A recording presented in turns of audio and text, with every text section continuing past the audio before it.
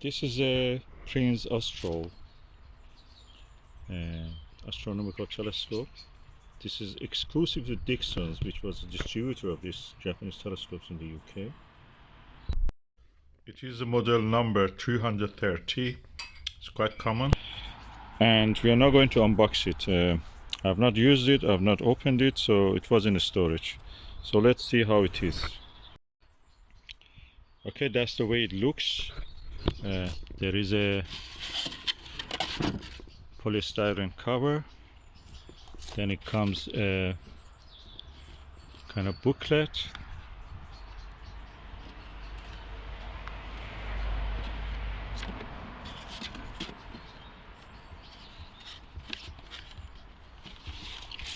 With a poster or kind of something like that.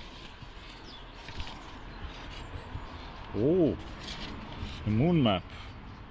So it does worth, all of this does worth this moon map. That's beautiful.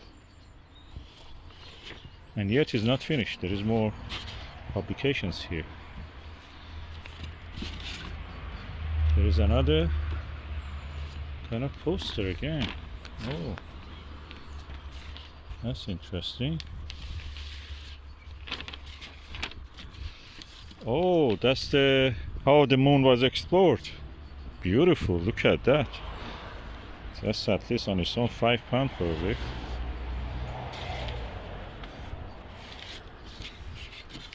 And then when we remove this, we come to the actual telescope. Let's see first what we have here. We have tripod. We have the optical tube assembly with the Azimuth mount attached.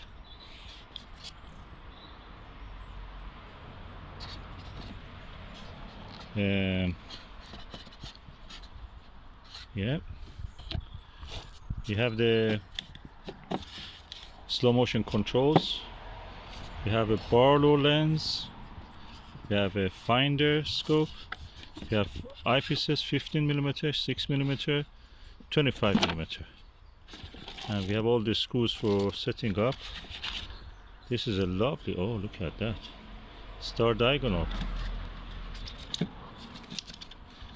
And that's the tray for putting the eyepiece. So let's just start with the setting up of the tripod. Okay, now I have set it up.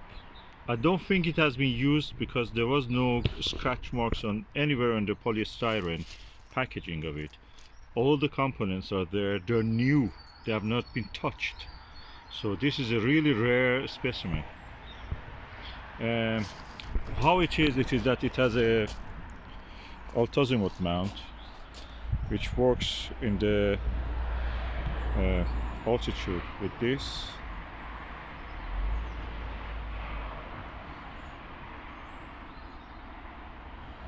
And in the azimuth it works with this. Simple design. It's a QC passed. Focal length is 110mm. Usually there are focal length 710mm. Usually there are 700. And the diameter objective is 60mm, made in Japan. And I can say that this is a good quality because there is a screw. It's a later model. There is a screw for the diagonal, also a screw for holding, two screws actually, for holding the eyepiece. Eyepiece looks new, and the same with the viewfinder. I have to tighten it up.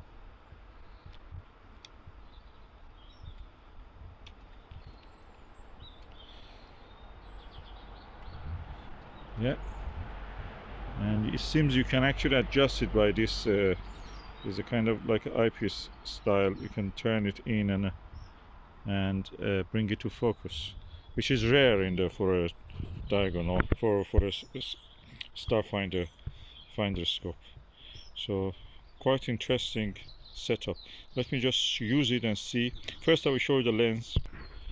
It has a rubber lens cap, which is really good. It's not plastic. It looks like a rubber. And this is the actual lens, as you can see here.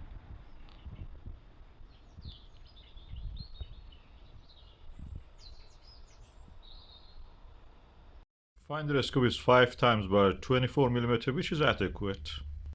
I'm using now the Celestron Silvertop 26mm 1.25 inch eyepiece. I use it with a adapter on this telescope, so you can actually see how a modern eyepiece will perform on this. I think that is actually good. The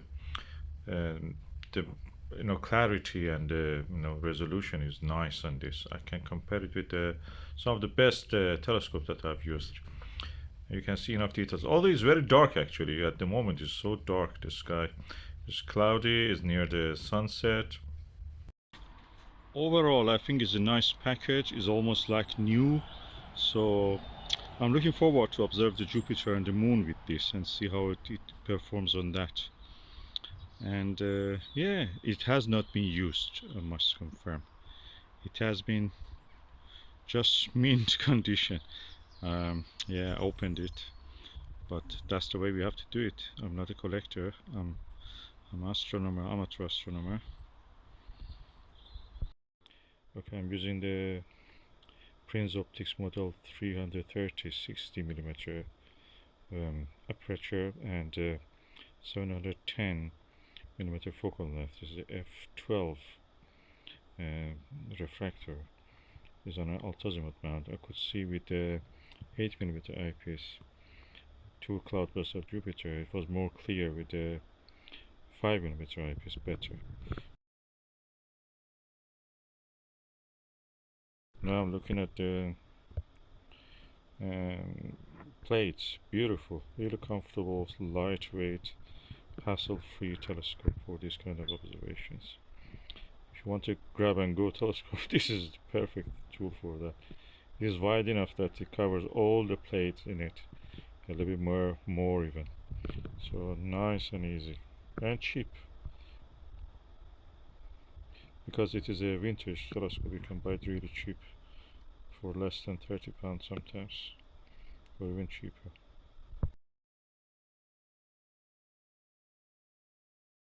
The trick is to use a eyepiece adapter from 1.25 to 0.96 inch. So using the modern eyepieces really can achieve a lot. This is a 26mm Silvertop Plössl eyepiece. It's a Celestron. Wow, on the Mars I can see details.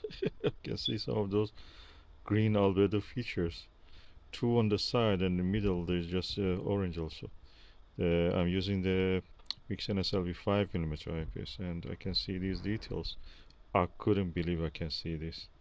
But this shows that when you're off the center there is some chromatic aberration, but when you bring it to the halfway to the center you can actually see the details easy. It comes really to round shape the planet. No chromatic aberration when it is near the center. Mars is so big at the same time.